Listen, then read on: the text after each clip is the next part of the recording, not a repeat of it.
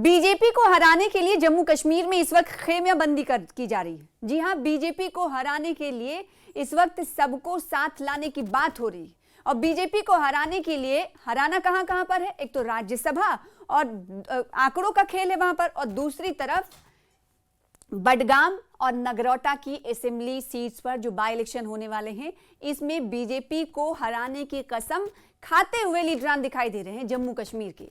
जम्मू कश्मीर में जब से इलेक्शन कमीशन ऑफ इंडिया की तरफ से चुनावी बिगुल बजाया गया है, तब से सियासी पारा हाई होते हुए दिखाई दे रहा है। तमाम पार्टियों का कहना है कि उन्हें बीजेपी को हराना है, लिहाजा उन्हें एक साथ आने की जरूरत है। और ना सिर्फ एक साथ आने की जरूरत है, बल्कि एक साथ आने का ऐलान भी कर रहे हैं और कह रहे हैं कि अब से कुछ ही दिनों में एक दो दिनों में फाइनलाइज हो जाएगी तस्वीर कि आखिर इज्तिमाई तौर पर हमारा कौन सा उम्मीदवार नगरोटा और बडगाम से सामने आने वाला है।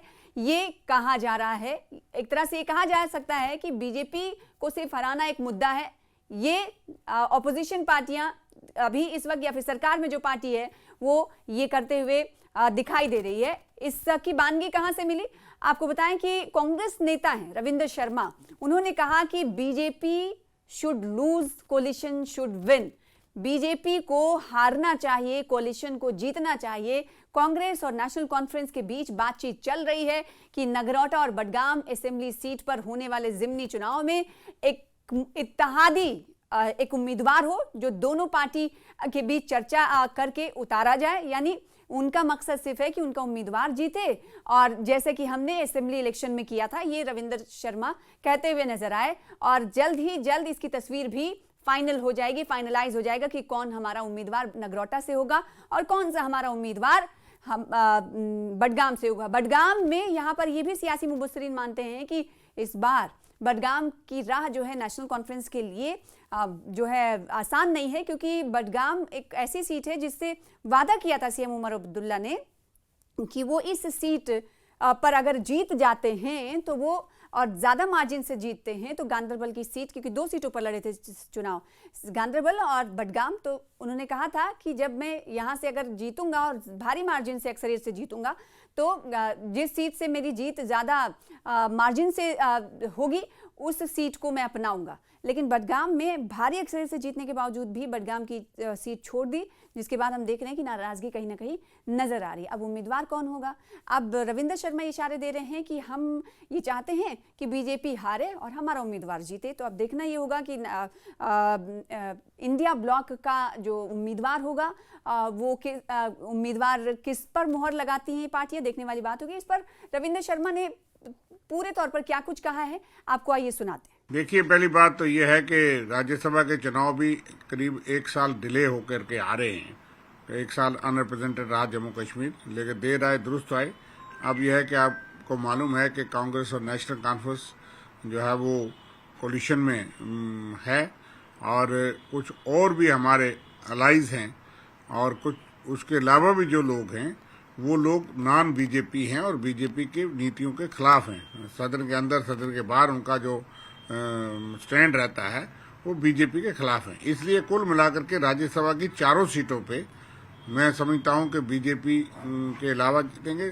3 सीटें तो बिल्कुल सेफ हैं कांग्रेस नेशनल कॉन्फ्रेंस की, और चौथी सीट पे भी हम ये महसूस करते हैं कि नॉन बीजेपी के 60 एमएलए और बीजेपी के पास कुल 28 हैं। इसलिए वो अगर सारा इंटैक्ट रहता तो चौथी सीट भी जो है वो non BJP, Congress national conference और बाकी लोग जो है उनमें से जीतेंगे। और जहां तक कोलिशन का ताल्लुक है, इस पे अगले दिनों हाईकमांड और टॉप लीडरशिप की बात हो जाएगी, तय हो जाएगा। हमारे सामने मकसद है coalition should win, BJP should lose, जैसे हमारा असेंबली में मकसद था, जिस टारगेट में हम कामयाब रहे। इसमें भी हम ये चाहेंगे कि नॉन बीजेपी के चारों सदस्य जीतें, और बीजेपी पास आंकड़े नहीं हैं। 2 सीटों के लिए बिल्कुल आंकड़े नहीं हैं, वो 28 हैं, दूसरी तरफ 60 आंकड़ा है, और चौथी दो सीटें हैं जो इकट्ठा इलेक्शन होगा, उसमें भी उनकी संभावना बिल्कुल नहीं है, और वो भी कोलिशन या नॉन बीजेपी का अलायंस जीतेगा। इसी तरह से जो बाई इलेक्शंस हैं 2 सीटों के लिए, नगरोटा और बडगाम में, उसमें भी आपको मालूम होगा कि बडगाम तो already national conference Congress coalition में उमर साहब जीते थे, और नगरोटा में उस वक्त फ्रेंडली हुआ था। और अगर कांग्रेस नेशनल कॉन्फ्रेंस इकट्ठे मिलकर के जो है वो चुनाव लड़ेंगे, और इस बार हम वो सीट भी जीतेंगे, उस पर बातचीत हो गई, कहाँ कौन लड़ेगा, कांग्रेस कहाँ लड़ेगी, नेशनल कांफ्रेंस कहाँ लड़ेगी, इस पे बातचीत जो है लीडरशिप पे हमने छोड़ी है। जो भी फैसला हाईकमान का होगा दोनों पार्टी की लीडरशिप तय करेगी आपस में, उसमें कोई परेशानी नहीं। हम ये चाहेंगे और ये प्रयास करेंगे कि दोनों सीटें जो है बाई इलेक्शन में वो कांग्रेस एनसी कोलिशन जो है वो जीते। तो रविंदर शर्मा ने अपनी बात कही है। उन्होंने कहा है कि चाहे राज्यसभा हो और चाहे राज्यसभा की 4 सीटें हों, जिसमें से 3 सीट्स तो हम ही जीतेंगे, यानी कोलिशन के साथ जीती जाएगी, क्योंकि इसलिए राज्यसभा में जो हमारे पास नंबर्स हैं 60 सब मिलाकर विधायक हैं, वो कहीं ना कहीं 3 राज्यसभा सीटों के हक में हैं, और वहीं भारतीय जनता पार्टी के पास कहा कि 28 से मिलने हैं, लिहाजा उनकी एक ही सीट उनके खाते में जा सकती है। ये बात कहते हुए रविंदर शर्मा नजर आए। फिलहाल आगे बढ़ लेते हैं, और एक बात और जो सियासी सरगर्मी को हवा देते हुए दिखाई दे रही है वो ये कि जहां एक तरफ बिगुल बजा, जहां सियासी पार्टियां जोड़-तोड़ की सियासत कर रही हैं, जहां सियासी पार्टियां इस वक्त अपने अपने उम्मीदवार को आगे करने के लिए कि बेटर उम्मीदवार इससे नहीं होगा, ये एक दूसरे को समझाने की कोशिश कर रही हैं, जहां उम्मीदवारों को ढूंढा जा रहा है, जहां माथापच्ची हो रही है, जहां जम्मू कश्मीर से लेकर दिल्ली तक इस वक्त सियासी दौड़ चल रही है, क्योंकि भारतीय जनता पार्टी के नेता दिल्ली बुलाए गए हैं, वहां पर बातचीत चल रही है कि कौन सा उम्मीदवार होगा। इस बीच एक ऐसे बयान ने हलचल मचा दी है जो अब इस वक्त कहीं ना कहीं वार पलटवार का सिलसिला शुरू करने वाला है। वो बयान दरअसल नेशनल कॉन्फ्रेंस के पूर्व वजीर हैं, साबिक वजीर हैं और एडिशनल इस वक्त नेता हैं, और इनका नाम है सधोत्रा।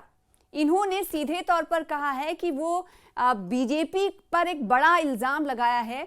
इन्होंने कहा है कि बीजेपी पर मैं बड़ा आरोप लगाते हुए ये कहता हूं कि बीजेपी पर वोटों के साथ गड़बड़ी करने का, धांधली करने का इल्जाम लगाया है इन्होंने, जिसके बाद सियासत और तेज होती हुई दिखाई दे रही है। यानी नेशनल कॉन्फ्रेंस के लीडर सधोत्रा की तरफ से ये कहे जाने के बाद कि बीजेपी पर हम भरोसा नहीं कर सकते, बीजेपी कुछ ना कुछ धांधली कर सकती है, गड़बड़ी चुनाव में कर सकती है, इसको लेकर साथ ही साथ वो इलेक्शन कमीशन से कह रहे हैं कि साफ और शफाफ तरीके से चुनाव कराए जाने चाहिए, क्योंकि बीजेपी का जो पुराना इतिहास है, पुराना इतिहास इसी की तस्वीर पेश करता रहा है, इसलिए हम बीजेपी पर हमें भरोसा नहीं है। और ना सिर्फ सधोत्रा ये कह रहे हैं, इस बात पर कहीं ना कहीं हामी भरती हुई पीडीपी भी दिखाई दे रही। पीडीपी के नेता है वरिंदर सिंह सोनू, उन्होंने भी कहा है कि कांग्रेस एक तरफ चला ही रही है वोट चोर गद्दी छोड़, तो ये किस लिए चलाया जा रहा है, इसीलिए ना क्योंकि इस वक्त बीजेपी जो है नेशनल पार्टी होने के नाते हर जगह जहां चुनाव होता है वहां जोड़ तोड़ की सियासत करती तो है ही है, दूसरी तरफ रिगिंग भी करती है। और साथ ही साथ पीडीपी ने कहा, जब पीडीपी से ये सवाल पूछा गया कि क्या आप बीजेपी को हराने के लिए किसी पार्टी का साथ देते हुए दिखाई देंगी, तो उन्होंने कहा कि ये फैसला महबूबा मुफ्ती जी लेंगी, महबूबा मुफ्ती साहिबा लेंगी, लेकिन बडगाम की सीट हम जरूर जीतेंगे। बडगाम पर हौसले बुलंद पीडीपी के इसलिए हैं क्योंकि जब उमर अब्दुल्ला जीते थे बडगाम सीट से, तो दूसरी सीट पर दूसरा जो मकाम हासिल किया था पीडीपी के उम्मीदवार ने किया था, आगा सैयद मुंतजर ने, और इस बार भी हो सकता है उन्हीं पर मुहर लगाए पीडीपी, ये देखने वाली बात होगी। लेकिन इसीलिए कहा जा रहा है कि जब दूसरे स्थान पर हम पिछले बार चुनाव में थे, तो इस बार हो सकता है कि हमें पहला मकाम वोटर्स वहां के दें, क्योंकि इस बार वोटर्स उमर अब्दुल्ला से नाराज हैं। उमर अब्दुल्ला ने जो वादा किया था वो वादा पूरा नहीं किया, तो सधोत्रा ने जो इल्जाम लगाया उसका साथ देते हुए पीडीपी नजर आ रही है। तो क्या पीडीपी बीजेपी को हराने के लिए नेशनल कॉन्फ्रेंस और कांग्रेस का और क्या कहते हैं इस कोalition का नगरोटा और बडगाम पर नहीं, बल्कि राज्यसभा की सीटों के हवाले से, राज्यसभा की सीटों से हवाले से यहाँ तक ही वो अपनी हिमायत देती है या नहीं देती है, देखने वाली बात होगी। सबसे पहले सधोत्रा का रद्देमल सुनिए, फिर उसके बाद वरिंदर सिंह सोनू ने क्या कुछ कहा था आपको सुनाते हैं। नेशनल कॉन्फ्रेंस रियासत की सबसे बड़ी पॉलिटिकल पार्टी है, प्रीमियर पॉलिटिकल पार्टी है, और हर पार्टी का मकसद होता है कि एक्टिविटी चलती रहे, और बॉइलिंग पॉइंट होता है कि इलेक्शन में उतरना। ये कुदरती बात है कि जब भी इलेक्शन होगी, अब तो 900 हो गई है, 11 नवंबर को वहाँ वोट पड़ने अपने बडगाम में और नगरोटा में, तो यकीनन नेशनल कॉन्फ्रेंस दोनों पर लड़ेगी। इलेक्शन कमीशन को कोशिश करनी चाहिए कि बडगाम और नगरोटा में फ्री एंड फेयर इलेक्शन हो। तो आपको क्या लगता है, रिगिंग का आप फेयर कर रहे हैं, आपको डर लग रहा है रिगिंग? डर नहीं लग रहा है, मगर बीजेपी की कोशिश रहेगी ये डर की बात नहीं मैं कर रहा, मैं कोशिश रहेगी, हमारे वर्कर उसका मुकाबला करेंगे, मगर फिर वही बात आ जाएगी कि एलजी साहब कहेंगे पुलिस तो मेरे पास है। जी, बहुत बड़ा बात आप कर रहे हैं। आपको आप ये तो नहीं कर रहे हैं कि वोट चोरी का हो सकता है, रिगिंग हो सकती है, आप उसकी तरफ इशारा करें? मैंने आपको यही कहा कि इलेक्शन कमीशन ऑफ इंडिया को अपना सिक्का जमाना चाहिए फ्री एंड फेयर इलेक्शन करके, और यहां कोई अगर ऐसी बात होगी तो इलेक्शन कमीशन पर दबा लगेगा। मैं नहीं चाहता कि इलेक्शन कमीशन इतनी बड़ी अथॉरिटी है डेमोक्रेसी की, उस पर दबा लगे, हम नहीं चाहते। और मुझे उम्मीद है कि इलेक्शन कमीशन जो है ये सब बातों को सोचेंगे और फ्री एंड फेयर इलेक्शन। मैं सबसे पहले नगरोटा कॉन्स्टिट्यूंसी पर आता हूं और बड़गाम पे, जो असेंबली की सीट्स है। नगरोटा में क्या आप चुनाव लड़ने जा रहे हैं या आप बीजेपी को हराने के लिए किसी और पार्टी को सपोर्ट करेंगे? देखिए, ऐसे भट्ट साहब की हर एक पोलिटिकल पार्टी जो होती है और एक इलेक्शन के लिए तैयार होती है। पीडीपी भी एक पोलिटिकल पार्टी है और हम हर एक इलेक्शन के लिए तैयार रहते हैं। जहाँ तक नगरोटा की बात है, जब कल इलेक्शन अनाउंस हुआ है तो आज ही जनरल सेक्रेटरी साहब ने मीटिंग बुलाई। आपने देखा कितनी गहमा-गहमी है, काफ़ी नगरोटा से लोग बुलाए हैं और हम हर मुद्दों पर विचार कर रहे हैं। जहाँ तक इलेक्शन लड़ने की बात है, फैसला पार्टी सदर ने करना है, लेकिन हम ग्राउंड पर चुनाव लड़ने के लिए बिल्कुल तैयार बैठे हैं। हमारा आज कैडर भी बिल्कुल तैयार है और शॉर्टलिस्ट भी किए गए हैं कुछ नाम। पीडीपी असेंबली के बाई इलेक्शन जो है वो दोनों लड़ेगी, अपने निशान पर लड़ेंगे। और आज यहाँ 1 साल का जो नेशनल कॉन्फ्रेंस और कांग्रेस का राज है, भारतीय जनता पार्टी ने तो जम्मू कश्मीर को तंग किया, लेकिन पिछले 1 साल से ये जो सरकार बनी थी ये भी तो लोगों के वोट लेके यू टर्न पा चुकी है, लोगों के मुद्दों को ठंडे बस्ती में डाल चुकी है। उनको चितलाने के लिए, याद कराने के लिए, लोगों के मुद्दे उठाने के लिए पीडीपी सड़क पर है। तो आपने दोनों लीडरान की ये रद्द-ए-अमल सुना और फिर उसके बाद आपको बताते कि भारतीय जनता पार्टी ने आखिर इस पर क्या कहा। भारतीय जनता पार्टी ने कहा जो गैर महफूज होते हैं, जो गैर महफूज महसूस करते हैं, उन्हें ही इस तरह के ख्यालात आते हैं, जबकि आम कश्मीरी ये जानता है और ये चाहता है कि मोदी जी की लीडरशिप में कश्मीर तरक्की कर रहा है तो कश्मीर तरक्की करता रहे। ये सिर्फ और सिर्फ वो लोग हैं जो गैर महफूज हैं, जिनकी जो सियासत जो है वो पुरानी हो चुकी है, पुरानी स्टाइल की सियासत हो चुकी है। ये विक्रम सिंह रंधावा भारतीय जनता पार्टी के एमएलए हैं, उनकी तरफ से इजहार ख्याल किया गया। देखिए और उन्होंने क्या कुछ कहा। सीनियर बीजेपी नेता और विधायक विक्रम सिंह रंधावा मेरे साथ मौजूद हैं। सर, नेशनल कॉन्फ्रेंस ने ये आशंका जताई है कि बीजेपी रिगिंग कर सकती है आने वाले बाईपोल्स में, जो कि बड़गाम और नगरोटा की सीट में। आप कैसे रिएक्ट करते हैं? देखिए, समाज में एक कहावत बनी हुई है कि चोर की दाढ़ी में तिनका, तो जो चोर करता है वही शोर करता है। मुझे लगता है कि नेशनल कॉन्फ्रेंस की जो सेंस ऑफ इनसिक्योरिटी है एक नॉन परफॉर्मर के तौर पर, वो अब सामने आएगी। और ये पहला इम्तिहान होगा चुनावों के बाद, सरकार बनाने के बाद ये पहली बाई इलेक्शन ये फेस करने जा रहे हैं। नगरोटा में तो वाकई इनके पास कुछ नहीं है। इनफैक्ट जम्मू खित्ते में ही ये बिल्कुल वॉश आउट हो चुकी है नेशनल कॉन्फ्रेंस। ठीक है, रजौरी से ऊपर कुछ सीटें आई हैं, अदरवाइज बड़गाम की सीट भी नेशनल कॉन्फ्रेंस नहीं बचा पाएगी, ये लगभग सुनिश्चित है। और पहली हार तो इनकी उसी दिन हो जाएगी जिस दिन इनका कैंडिडेट अनाउंस होगा। उसके बाद बची कुछ कसर है वो 11 को निकल जाएगी, 14 को परिणाम आ जाएगा। अलबत्ता भारतीय जनता पार्टी, ये तो 2 सीटों का जम्मू में बाई इलेक्शन का चुनाव है जहां फुल फ्लेज चुनाव होता है। अभी बिहार में चुनाव है 2 चरणों में। भारतीय जनता पार्टी विकास के मुद्दे पे, ट्रांसपेरेंसी के बलबूते पे, संगठन की ताकत के बलबूते पे चुनावों में जाती है। और हर चुनाव के अंदर कैडर के अंदर एक ट्रांसपेरेंसी, लीडरशिप की और कैडर की काम करने की जो कार्यप्रणाली जाती है, उसकी ट्रांसपेरेंसी के बलबूते में लोगों में जाती है, वोट मांगती है। विकास के बलबूते पे वोट मांग के वोट मिलते हैं, चुनाव जीतते हैं और सरकार बनाते हैं। भारतीय जनता पार्टी पे ऐसे बेबुनियाद इल्जाम वही लगा सकते हैं जिनके अपने मन में चोर है।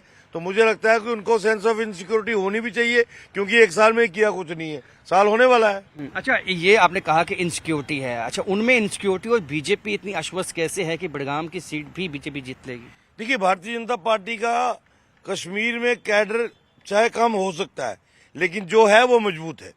तो काम तो हम कर रहे हैं वहां पर।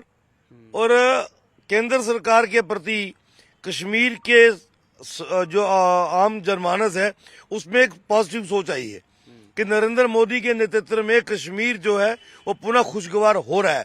लेकिन ये जो अभी सत्ताधारी जम्मू कश्मीर में है, ये और इनके साथ कश्मीर सेंट्रिक पॉलिटिकल पार्टी जो अपोजिशन में है, ये पुनः कश्मीर को खराब करने के मंसूबे के साथ चल रहे हैं। आम कश्मीरी वो नहीं चाहता है। जिसकी रोजी रोटियां चल पड़ी है, दिहाड़ी लगाने वाले से लेके बड़े दुकानदार तक, शिकारे वाले तक, उनको ये लगता है कि हम अपनी एक अच्छी जिंदगी पुनः जी सकते हैं, हमें जीने का हक है, और वो देन है नरेंद्र मोदी जी की। इसके बलबूते में हम कह सकते हैं कि बड़गाम में इस बार बड़ा उल्टफेर होने जा रहा है। तो इनसिक्योरिटी है नेशनल कॉन्फ्रेंस की और आश्वस्त है बीजेपी कि इस दफा बाईपोल्स में दोनों सीटों पे बीजेपी का कब्जा होगा। कैमरामैन चांद के साथ राजन वैद, न्यूज़ 18 जम्मू।